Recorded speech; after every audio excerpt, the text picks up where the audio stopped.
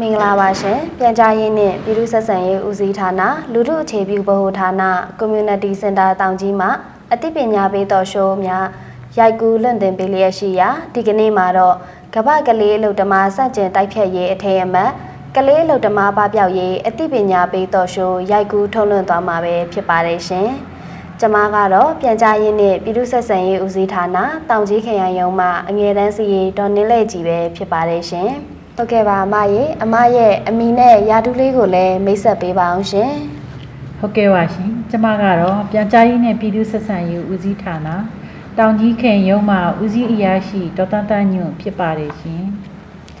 ဟုတ်ကဲ့ပါအမကျမတို့ရဲ့မြန်မာနိုင်ငံမှာကလေးအလုပ်သမားပပျောက်ရေးလုပ်ငန်းများကိုအစဉ်တစိုက်ဆောင်ရွက်လျက်ရှိတာကိုသိရပါတယ်ရှင်ကလေးအလုပ်သမားပပျောက်ရေးရည်မှန်းချက်၃ရပ်ကိုလည်းပြောပြပေးပါအောင်ရှင်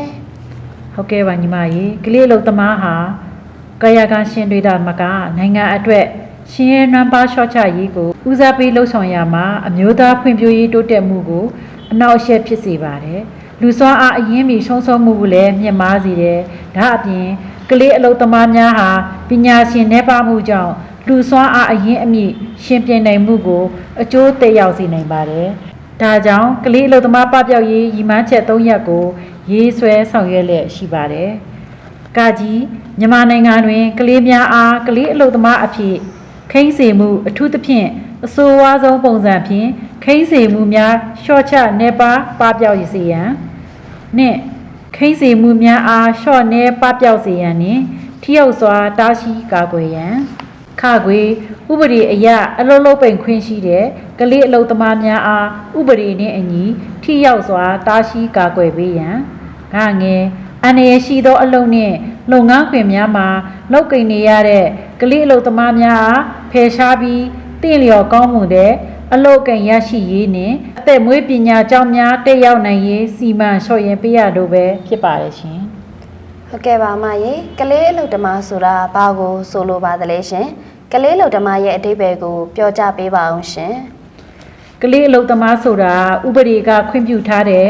အသက်အရွယ်ထက်ငယ်ပြီးဥပဒေကခွင့်မပြုထားတော့အလုပ်မျိုးစားမှာလုပ်နေရခြင်းဥပဒေကခွင့်ပြုထားတော့လေဥပဒေကခွင့်ပြုထားတော့အသက်အရွယ်မှာရှိတော့လေလုပ်ကင်ရတဲ့အလုပ်မျိုးစားနဲ့တတ်မှတ်အလုပ်ချိန်ကြောင်းအလုပ်လုပ်နေရတဲ့ကလေးရဲ့ပညာရေးသို့မဟုတ်ခန္ဓာကိုယ်ဖွံ့ဖြိုးမှုနဲ့စိတ်ပိုင်းဆိုင်ရာဖွံ့ဖြိုးမှုကိုထိခိုက်စေခြင်းတို့ကိုဆိုလိုပါတယ်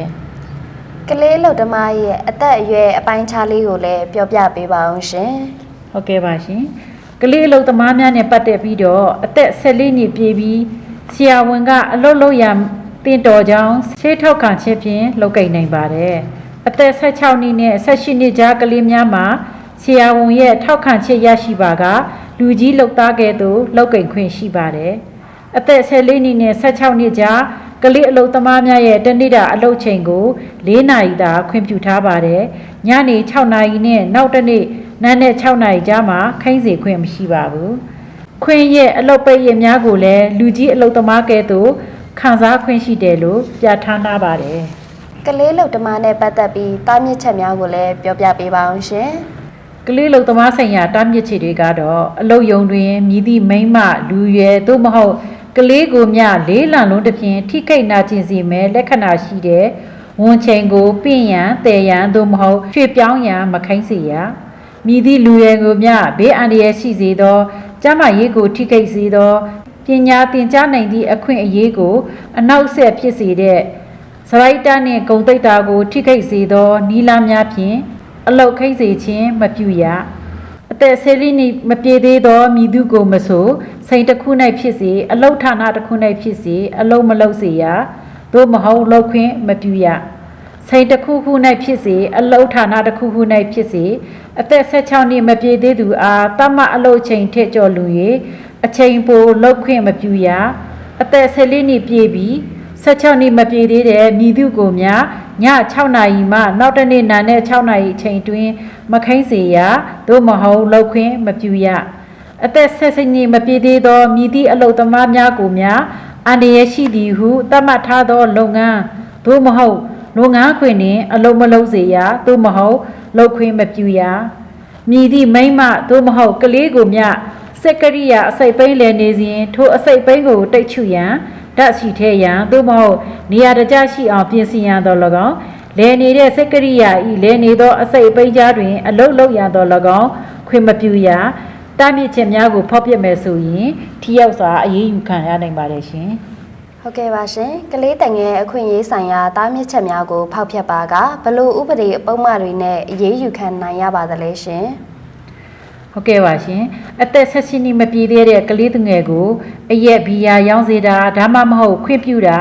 နောက်ပြီးလိမ်မိန်ဆိုင်ရာလုပ်ငန်းနဲ့ပတ်သက်တဲ့ကာရာအိုကေအနှိတ်ခမ်းတစ်ခုခုမှအလုပ်လုပ်စီရန်ခိုင်းမယ်ဆိုရင်ကလေးသူငယ်ဆိုင်ရာဥပဒေပုံမှန်100ခါခွေအရာထောင်ဒဏ်9လမှ2နှစ်အထိငွေဒဏ်ကျပ်9သိန်းမှကျပ်30သိန်းအထိဒါမှမဟုတ်ဒဏ်200လုံးကိုချမှတ်နိုင်ပါတယ်မိဘအုပ်ထိန်မှုအောက်မှာရှိတဲ့အသက်16နှစ်မပြည့်သေးတဲ့ကလေးငယ်တောင်းရမ်းတာတားမြစ်ဖို့ပြက်ကွက်မယ်ကလေးငယ်တွေကိုတောင်းရမ်းစေမယ်ဆိုရင်ကလေးငယ်ဆိုင်ရာဥပဒေပုံမှန်100နှစ်အရာထောင်ဒဏ်6လမှ3နှစ်အထိငွေဒဏ်ကျပ်6သိန်းမှကျပ်12သိန်းအထိဒါမှမဟုတ်ဒဏ်200လုံးချမှတ်နိုင်ပါတယ်မြည်သူမဆိုမတန်ဆွမ်းတဲ့ကလေးငယ်ကိုအကြမ်းဖက်မယ်အလွဲသုံးမယ်ခွဲခြားဆက်ဆံမယ်ဘေးအန္တရာယ်ရှိမယ်အလုပ်ကျမ်းမာရေးကိုထိခိုက်စေမဲ့အလုပ်ကိုခိမ့်စေမဲ့ဆိုရင်ကလေးငယ်များဆိုင်ရာဥပဒေပုံမှန်103အရာထောင်ဒဏ်8လမှ9နှစ်အထိငွေဒဏ်ကျပ်8သိန်းမှကျပ်16သိန်းအထိဒါမှမဟုတ်ဒဏ်200လုံးချမှတ်နိုင်ပါတယ်ရှင်ဟုတ်ကဲ့ပါရှင်ညီကုန်းချုပ်အနေနဲ့ဗာများဆွေးနွေးပြောကြားလိုပါသလဲရှင်ဟုတ်ကဲ့ပါရှင်အထက်မှာဆွေးနွေးခဲ့သလိုပါပဲကလေးလုံသမားဟာကာယကံရှင်အတွက်အတမကနိုင်ငံအတွက်လူစွာအရင်မြည်ဆုံးရှုံးမှုကိုမြင်ပါစေတယ်။ဒါကြောင့်ကျမတို့တွေအားလုံးဟာ